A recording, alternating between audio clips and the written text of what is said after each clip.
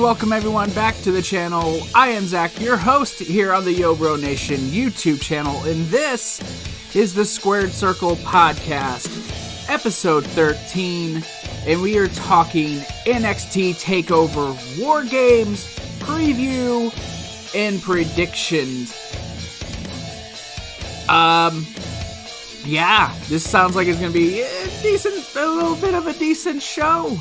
It sounds like it's going to be a decent show for TakeOver. I mean, I'll be honest, NXT lately hasn't seemed as good as it once did, but I still think that the show has the potential to be good. The two War Games matches look excellent, look fantastic.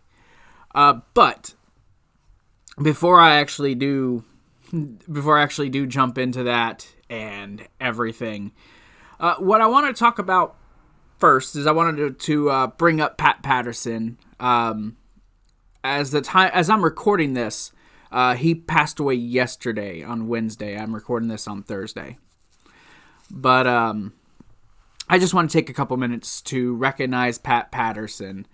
And the man created the Royal Rumble. He was our first Intercontinental Champion. Depending on who you are, you know, he was in Rio de Janeiro and won the championship. But he's most famously known for creating what we know as the Royal Rumble, which is, for a lot of people, their most favorite show.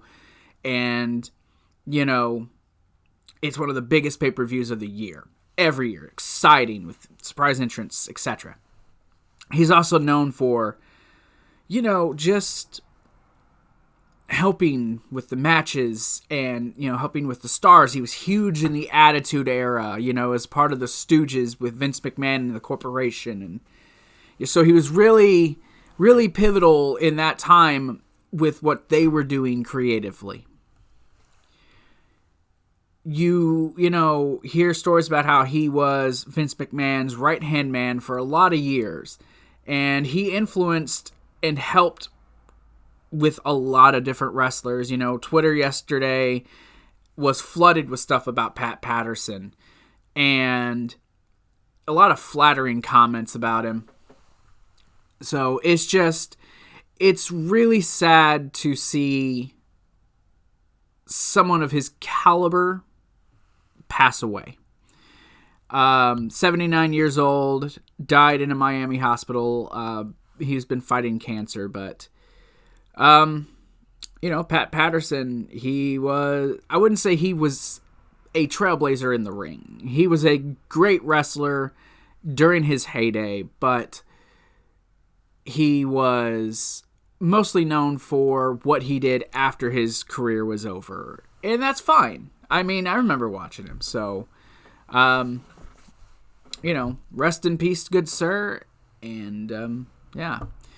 On a bit of more high note news, Wednesday night was not only the go home for War Games, but it was also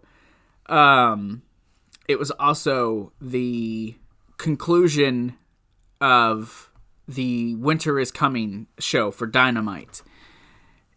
And a lot of big things happened. Of course, Sting being the really big thing that happened Wednesday night.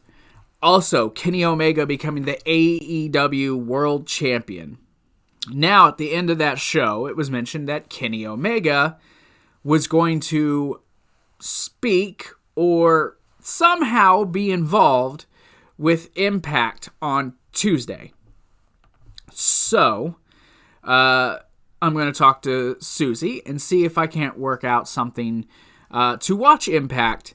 And I will probably do a quick review of Impact on Tuesday night. Maybe. It's not a guarantee, but I'm wanting to do an Impact. I'd have to find them on Twitch and watch it to stream it, but maybe I will do something with Impact, because that's a big deal, seeing Kenny showing up on Impact. There's clearly a partnership with AEW and Impact in some form with Don Callis and everything. So that's the goal.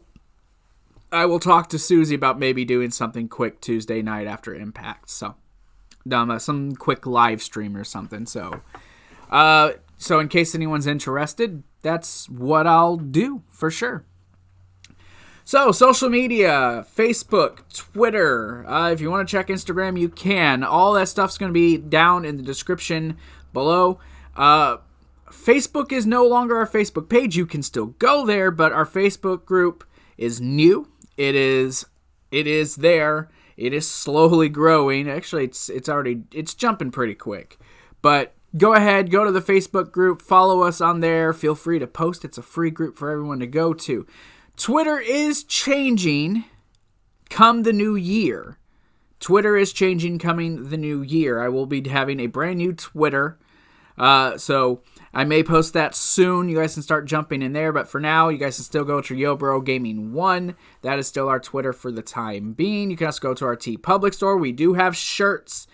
They've been doing a lot of sales on there because of Thanksgiving and Christmas coming. So right now is the great time to jump in on there because come the new year, I am releasing a brand new line of shirts. I think I have a total of 16 new t-shirt designs that are going to be going up coming up on the 1st. So let's go ahead and let's get into this, right? So TakeOver War Games, the build, short build. Obviously, the big piece is coming around War Games. How they're going to set this up in the Performance Center, the CWC, I don't know. But I'm interested to see what they do. But it's going to be headlined by 2 big War Games matches. But there is a decent undercard. So we're going to go ahead. I can't talk. We're going to go ahead and let's jump into that.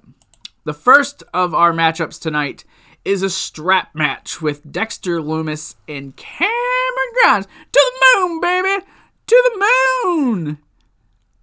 That was probably a horrible, horrible impression. This has been building since before Halloween Havoc back in October on NXT. And it's up and down. Obviously, Dexter Lumis is supposed to be like a serial killer, right? But Cameron Grimes can't seem to fight him because he gets too scared and, something about the eyes. It's the crazy eyes. And look, personally, I'm loving Dexter Lumis. I'm loving what they're doing with him. But, still, it's, just this feud it's hot and cold for me. So, they've had 2 matches already. This will be their 3rd match, hopefully the final match. And William Regal announced on NXT a couple weeks ago that it would be a strap match. So Mind Games will continue. Hopefully there's no ref zombies or anything like that. Hopefully it's just straightforward, just these 2 guys, and it puts the kibosh into this. But I'm going with Dexter Lumis to win on TakeOver. This could end up being the kickoff match for TakeOver, unless they add another match for a kickoff show. So, but there's my pick. I'm going to pick Dexter Lumis to go over on Mr. Cameron Grimes. Up next, this should be actually a really good wrestling match. What started this feud? Honestly, I don't really know. If I'm honest, I really don't know what started this. But Catch as Catch Cam, Timothy Thatcher, taking on,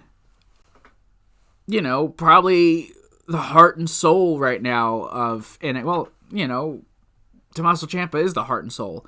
I know he's been on a tirade about the soft locker room, wanting to take this locker room back to being what was old school about the locker rooms. Everyone there is too soft, and he's got to change the culture in NXT. But you look at a guy like Timothy Thatcher, and he's literally the type of guy that you look at and say, oh yeah, he's old school. Just basic attire, basic trunks, boots, knee pads. Like, nothing's flashy about Timothy Thatcher, and the dude's tough as hell. So I don't understand why Tommaso Ciampa is targeting him. That does not make sense to me.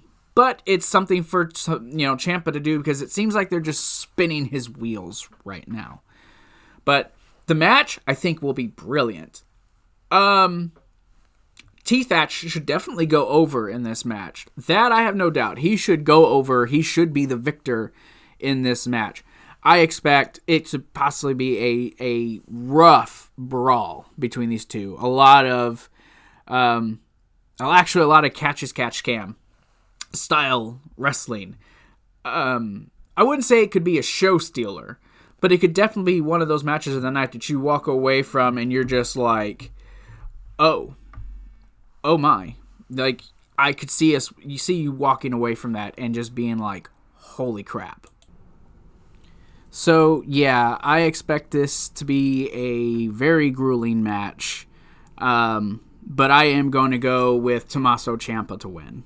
Even though Timothy Thatcher should win, I am going to go with Ciampa because, well, he's Ciampa and Thatcher is not.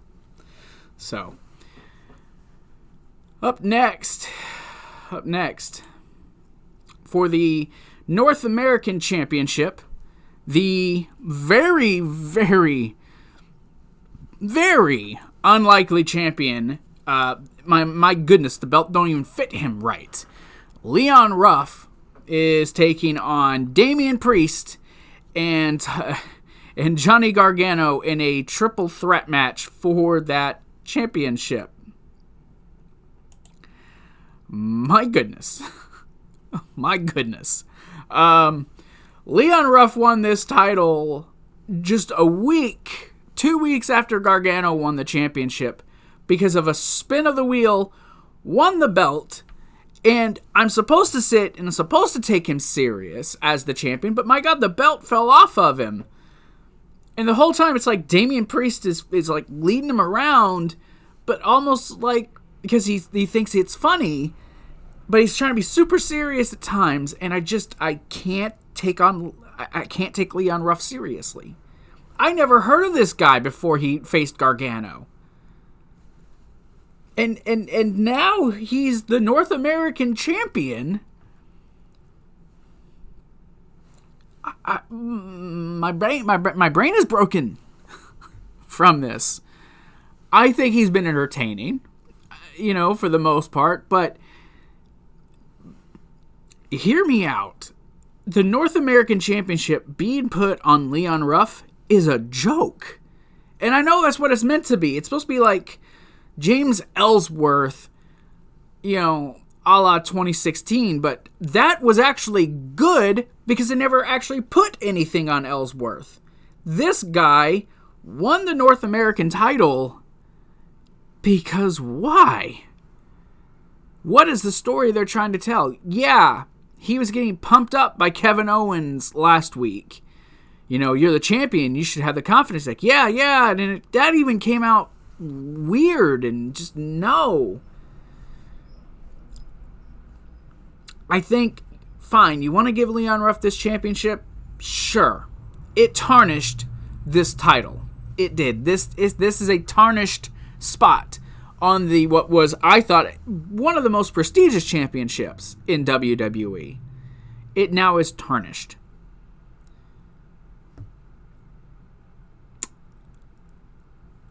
So, I'm going to shoot straight. I'm going to shoot straight. Damian Priest should just win this championship back. And I ain't even a big fan of Damian Priest. Damian Priest should just take this title. You should have a babyface win here. I'm going with Damian Priest to win the title. I don't think Johnny's going to win it here. I wouldn't be shocked if he did. But you know what? I also wouldn't be shocked if somehow fucking Leon Ruff won this match again. I bet I've been calling him Rush, haven't I? Leon Ruff. But just no, man. Put the title back. Put the title back on Damian Priest. Hell, put it on Johnny Gargano. I'll pick Damian Priest to win and become a 2-time North American champion. And then him and Gargano can feud into whatever TakeOver is next for next year. Okay? But yeah, Damian Priest should win this. This whole thing's been a bit of a joke. Johnny is going to probably try to use his 2 ghosts of Christmas past or whatever to help him. Fine. They'll probably be unveiled at the show too. So, but I'm going to go with Damian Priest to win this match. That's just what I'm going to do. So like I said, we have 2 War Games matches on this show. The first one I'm going to talk about is the women's War Games matches. We got Team Shotzi versus Team Candice LeRae, as Candice LeRae, Toni Storm, Dakota Kai, and Raquel Gonzalez take on Shotzi Blackheart, the NXT Women's Champion Io Shirai, Ember Moon, and Rhea Ripley. So this will be Rhea Ripley's 2nd year in a row competing along with Candice and Io. Like, a lot of these women competed in last year's, or were supposed to compete in last year's. But anyway, War Games is something that I loved to watch as a kid. I thought the War Games match was brilliant. I remember watching that first one in 98 with DDP, and there was the 3 teams. I actually missed the 3 teams. I'm tired of these 2 teams of 4. Make 3 teams of 4. 3 teams of 3. Do something different. But this is the 4th War Games match in NXT, with 2 last year and the 2 that came the year before.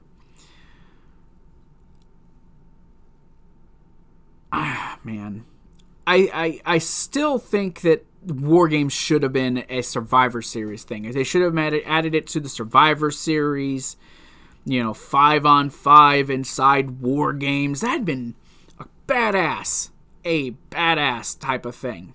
Would have been a brilliant thing, but it's not. And I'm not gonna dwell on it.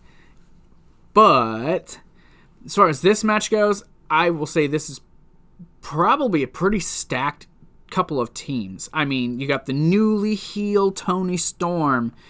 Io was added very last second. All these women have had heat with Candice LeRae and her friends in some form of fashion. This will hopefully lead to Candice and Io down the line, going on for the championship again. And all of this whole thing started with a little tank. A tank being destroyed by Candice LeRae. That's how we got this match. I think it will be a pretty damn good match. I think this will be a good match. I like how everyone who's on Candice's team has volunteered to do it. I like the natural way these teams were built. Unlike the Survivor Series teams, which that just kind of sucked the way that they did that. But this is intriguing. This is an intriguing match. Both these matches are intriguing. And actually, if I'm being honest, while the men's War Games match will probably be the main event, this match is, to me, the more intriguing of the 2. I've seen Undisputed Era inside War Games before. I'm not saying it's going to be bad, but I am more intrigued with this one than I am the other one. I am, however, going to pick Candice LeRae's team to win. Probably will end up wrong. I'm not exactly confident in this pick. But I am picking Candice LeRae's team to somehow, some way, go over in this match. Hopefully I'm right. But yeah, I'm going to pick Candice LeRae's team, and I think, Candice LeRae will end up pinning Shotzi in the end. That's how this will end, with Shotzi being pinned for them to win. Actually, you know what? No, it'll probably end up being Ember Moon. Ember Moon will probably be the one who ends up getting pinned. But I am definitely looking forward to this. I think it's going to be a great match. I think it's going to be a lot of... You're going to see Ember Moon do an eclipse off of the top of the cage or some crazy shit. Or Io's going to do her moonsault off the top of the cage. You're going to see something crazy happen in this match. Mark my words. And for what will probably be the main event, it is the men's War Games match as the Undisputed Era takes on Pat McAfee and his boys with Pete Dunne and the NXT Tag Team Champs Larson and Birch. The way this has been built, going back to TakeOver 30 with Adam Cole and Pat McAfee impressed a lot of people at TakeOver 30. Pete Dunne coming back, showing his true colors. Larson and Birch taking away the title shot for Undisputed Era, and you're not even knowing it. And it turned out they were in cahoots with Pat McAfee. It's been a good build, and actually a really good build, natural build. I don't see Pat McAfee sticking around after War Games. I don't. And I sure as hell don't see Larson and Birch and Pete Dunne staying as a trio. I really don't see that. I am going to say Undisputed Era definitely is going to win this match. They've got to win this match, right? They got to win this match. I mean, I have been conflicted on who I think will win this, but I'm picking McAfee and his team to lose. So, I don't know. It's like I said, I am more intrigued with the other one. This one is just kind of meh. Because like I said, I've seen Undisputed Era inside War Games before. You know, I'm picking Undisputed Era to win, but what if Undisputed Era does lose, and they lose in devastating fashion in this match? And this is their actual send-off to go to the main roster. Crazier things have happened, right? Crazier things have happened. I don't really know, though. So, yeah, at this point, I'm just spinning my wheels. But that's TakeOver War Games. I think both of these matches are going to be brilliant. I'm just waiting for it to happen, and we'll see how it goes. But I don't know. You guys let me know what you guys think will happen in the comments down below. But that's going to do it. That's going to do it for me, guys. I don't know. Let me know what you guys think. Who do you think is going to win War Games? Do you think Leon Ruff's going to keep the North American title? I don't know. Let me know down in the comments below. But until Sunday, when I see you guys for TakeOver War Games, sorry, something's in my eye, guys. Yeah, so I'll see you guys for TakeOver War Games. And until then, remember, stay safe, stay healthy, and above all else, join the nation. I'll talk to you guys later.